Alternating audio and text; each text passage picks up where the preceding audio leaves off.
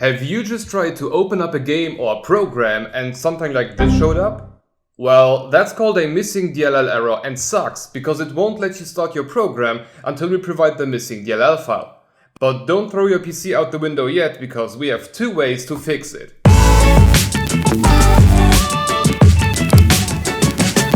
I don't want to bother you with what a DLL file actually is or it does. You are here for a fix, so let's get started. But before you can do anything, you need to know if your Windows is installed as a 64 or 32-bit version. And you do not need to know what this exactly is or means, you just need to know the number. To find it out, just right-click on your Windows symbol in your taskbar and choose System. Now in this window, search for the line saying Operating System and look for the number right next to bit. Now if it says 64-bit, you have a 64-bit Windows. If it says 32-bit, you have a 32-bit Windows. Now just keep the information for later on. The method number one is to install the missing DLL file yourself. For this, head over to our website by clicking the link in the description or in the I symbol in the upper right corner. Here, scroll all the way down to the download section where you'll need to choose according to your system. If you have a 32-bit Windows, download the 32-bit file. If you have a 64-bit Windows, download both, the 64 and the 32-bit file. After downloading the files, open them up and keep track which is which, because both the 32 and 64-bit DLL files have the exact same name. Now we need to open up our Explorer and head over to our main PC, then into our C drive, and then into the Windows folder. Now here scroll all the way down until you can see the folder called System32 and syswow64. Here, for the 32-bit Windows users, you need to drag your 32-bit file into the folder System32.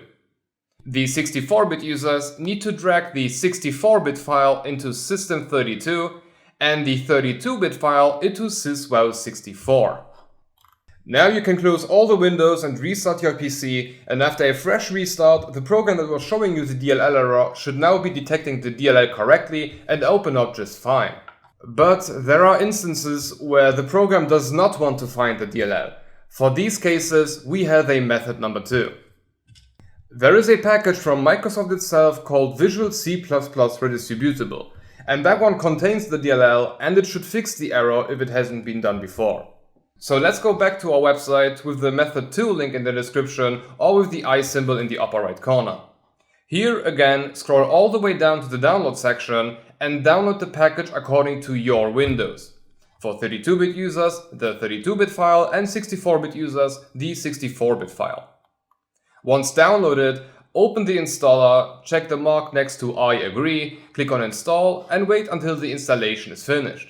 Once everything is done, just like before, restart your PC and your program should finally start up and you can use whatever you wanted to use. Okay, I hope you got your problem resolved and can now use whatever you wanted to use. I know a bit which program can cause which DLL error, but I would really love to know for every DLL, so please let me know what exact program had your error in the comment below. And if you encounter a DLL error that has not been featured on the channel yet, don't be shy, just write it down in the comments and I will add it to my to-do list. Anyway, I hope you enjoyed it, and if it helped you, leave a like, make sure to be subscribed with the bell icon to not miss another video, and have a look at one of these totally random videos.